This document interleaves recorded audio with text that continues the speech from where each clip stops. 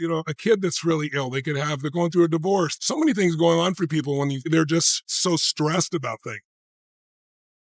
I was in LA during the fires Tuesday and Wednesday, and a bunch of my friends lost their homes in Malibu and in Pacific Palisades, and brutal. I mean, it's 60 miles. It's the size of Paris that's just gone. Decimated. But what's interesting is, when you're in those environments, when you're able to do things within yourself, my own home burned down. I said to him, look, my home burned down. It was years before. I said, I was angry. I was sad. I had all these feelings, but I had 3 kids there. And I realized I need to set the example for them what's possible. And I have to discipline my disappointment. And so I realized I lost things. A lot of those things I cherish because they're memories, but they're still things. Things are replaceable. Families not. People are not. What people don't realize is oldest human story is the hero's journey, right?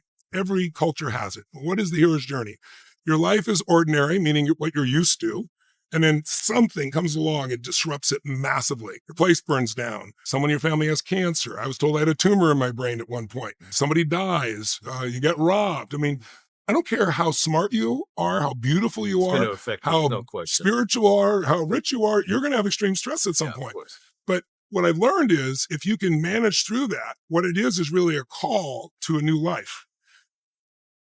I would never left the Del Mar Castle. It was a home I built from castles in Europe, an absolute place for my family. But because it was disrupted, I went on the journey of uncertainty. We built a new home because we had to.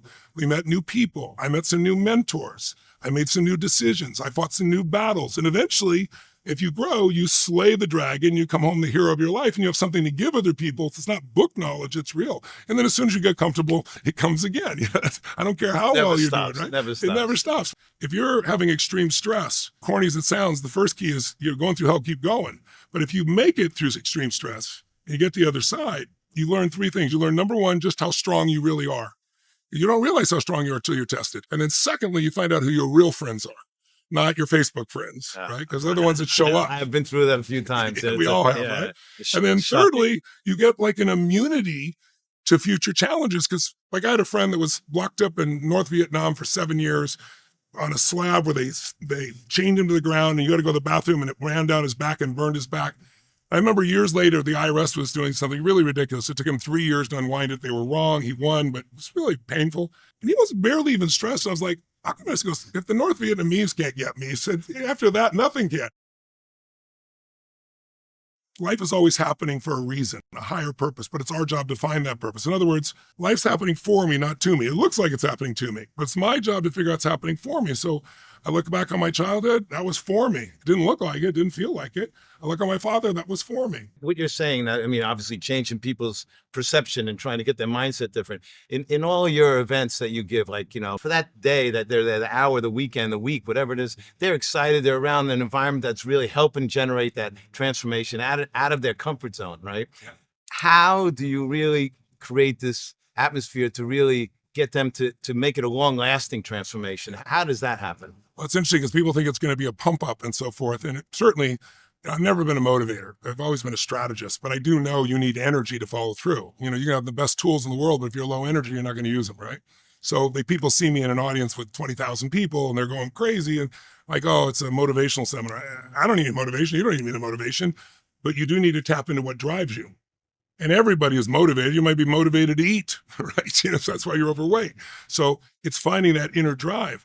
Well, what I do is a conditioning process. So you understand how the nervous system works. And so that's why I've gotten results for some of the greatest athletes, business people, et cetera, that last. But what's interesting is I always knew what it was. But during COVID, if you can imagine, I'm used to doing stadiums, 15, 20,000 people. And they shut down London, they shut down LA, they shut down everything. I went and built a studio, and then I was like, okay, I'll reach people in their homes. I would never do that normally because I'm used to a rock and roll concert, but I got to find a way to help people when they're needed. I go to do this, and I start to create these results, and I was like, wow, this really works. So then Stanford comes, and they call me up one day. This is right before COVID and then during COVID. They said, look, we had 2 of our professors who were clinically depressed who came to your Date with Destiny seminar the 6 days. They're both off all medication. They're both fine. This is pretty miraculous. Do you have any studies? And I said, well, I've got millions of graduates and testimonials and so forth. And they said, no. I've done, I have my documentary, if your audience wants to see it, on Netflix called Tony Robbins, I'm Not Your Guru. Yes. And then what we do there is you see me doing this seminar for about an hour and a half of what normally is 6 days.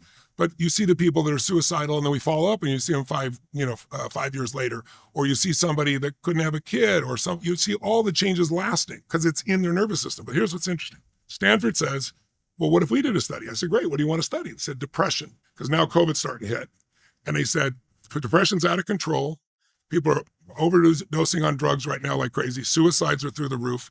And we're looking for an interesting non-pharmaceutical approach to doing this. We'd love to study it. I said, great. What's the meta-study show? Multiple studies. What's the average result? And they said 60% of the people who come for therapy and or drugs, meaning psychiatry, they give them Prozac, Zoloft, whatever, 60% make zero improvement in their side effects. Zero. And they're taking drugs in their system, and they're being... There's all the side effects, including some of the side effects are suicidal thoughts, right? It's just crazy. He said 40% improve, and the average improvement is 50%. So they're half as depressed. Some people get well, but most of them are on drugs forever. And I said, well, I know it sounds like hubris, but I think we can blow past that result just based on our history. And more importantly, I think you can do that with almost a placebo. And he kind of had a nervous laugh and said, maybe. And I said, what's the best result you've ever seen? Because I'd like to beat that. And he said, well, the best was done 5 years ago at Johns Hopkins. They gave people 30 days of psilocybin, magic mushrooms, and cognitive therapy for a month. I said, dude, you'd have to get a massive change in somebody's brain for that. He said, it is the biggest change in the history of psychiatry. 6 weeks after the treatment. It's a lasting transformation. Well, 6 weeks later, 54% had no symptoms whatsoever. There's nothing like it. And it lasted. It changed. They didn't measure them a year later or anything else. It just 6 weeks. I know it sounds like hubris. I know it sounds like overconfidence, but I'm just based on history. I bet we'll beat that sizably, but let's see. So they set up the test group, the comparison group, just like they did the Johns Hopkins study. And then they did it. No drugs, 6 days, no one-on-one therapy. At the end of 6 weeks, 93% of them had absolutely no symptoms, nothing like it in the history of psychiatry. The 7% that didn't completely solve improved massively. 17% came in with suicidal ideation, constantly thinking about suicide.